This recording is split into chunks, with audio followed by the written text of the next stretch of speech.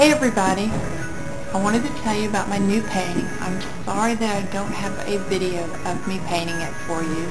I did it at home. I've been working a lot at home lately in the evenings because Danny, aka Wine Husband, has been out of town on business, and after I put the kids to bed I just hate being by myself, so I paint. So I'm sorry I don't have a video to show you, but I am going to tell you a little bit about it because it is sort of a self-portrait. Yeah, doesn't it look like me? Well, it kind of does. So this is the painting. It's a little girl, of course, with a broken heart that she's holding, and I didn't start out with the intention of painting this anything like it was.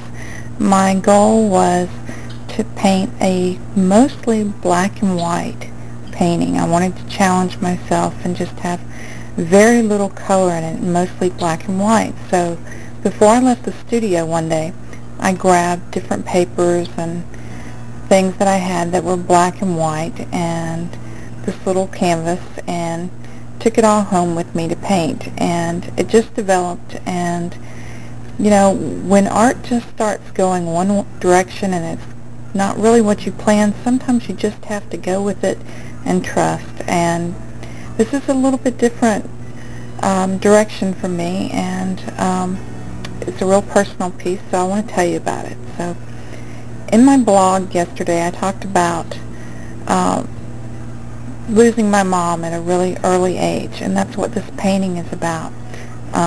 It's a self-portrait of sort of me as a little girl who lost her mom to Alzheimer's when I was only about 6 or 7 years old. She started getting the disease, and she spent like the last 17 years of her life in a nursing home, completely not knowing who anyone was or knowing anything that was going on around her. It was a really, really sad situation. And for me, it was really hard because I just felt like I lost so much of what was going on in my childhood, especially when it came to like the girly things.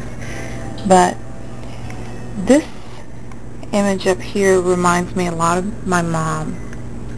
She was always really thin and really well dressed from what I can remember, and that image represents her. Down below it in the background of the grass, I don't know if you can see it very well, but there's a dragon. The dragon represents the disease, what took my mom, or I'm hoping someone else will find this painting is very representational for them too.